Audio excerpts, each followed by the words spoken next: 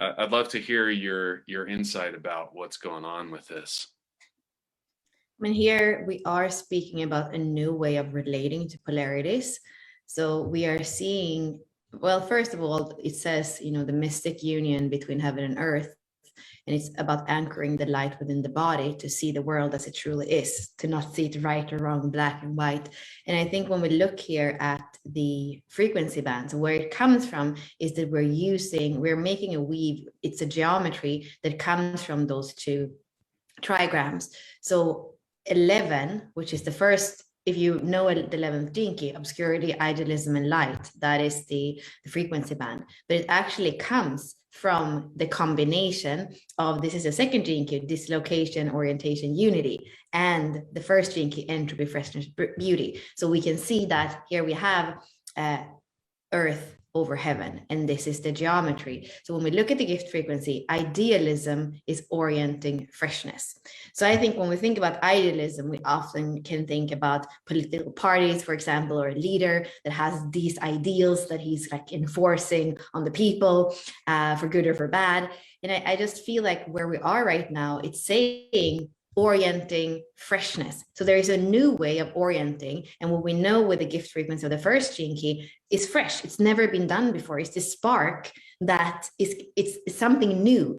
And I believe that that's the only way that we can move forward from where we are right now. It is actually with this mystical union of polarities. It's not going to be, getting rid of that side or getting rid of that side, but it's finding ways to unite and not to separate.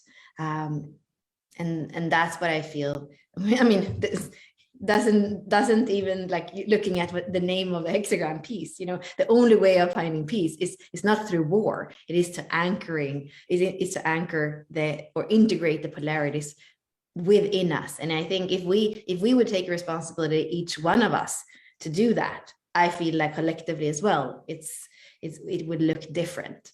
But as long as we decide either white or black, if we are going to continue, in this obscurity, this dislocation, this entropy, where it looks like there is no way out. And both the first and the second gene key, when we look at the body graph, it's part of that middle pillar, which is the individual.